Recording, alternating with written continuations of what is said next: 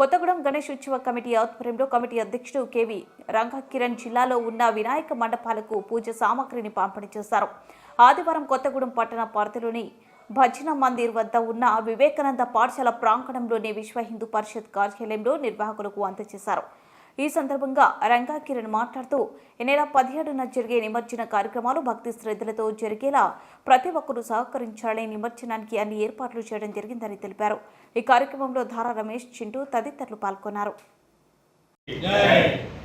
భద్రాద్రి కొత్తగూడెం జిల్లా కొత్తగూడెంలో ప్రపంచంలో అన్ని ఊళ్ళల్లో ఉన్నటువంటి విశ్వ హిందూ పరిషత్ ఆధ్వర్యం, అలాగే భద్రాద్రి కొత్తగూడెం జిల్లా గణేష్ ఉత్సవ సమితి ఆధ్వర్యంలో కొత్తగూడెం పరిసర ప్రాంతాల్లో ఉన్నటువంటి గణేష్ మండపాలకు హోమ చూర్ణాలని ఆనవాయితీగా ఇస్తూ వస్తున్నాం.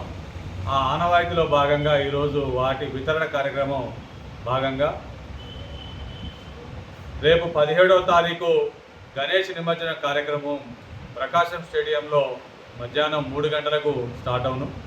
కొత్తగూడెం ఎమ్మెల్యే అయినటువంటి కోనంనేని సాంబశివరావు గారు మొదటి పూజ మొదలుపెట్టిన తర్వాత 3 టౌన్ సెంటర్లో ఏర్పాటు చేసేటువంటి వేదిక ద్వారా ఆ వేదిక నుంచి వెళ్ళేటువంటి గణనాలు అందరికీ కూడా పూలదండ, కొబ్బరికాయ ఇవ్వటం జరుగుతుంది.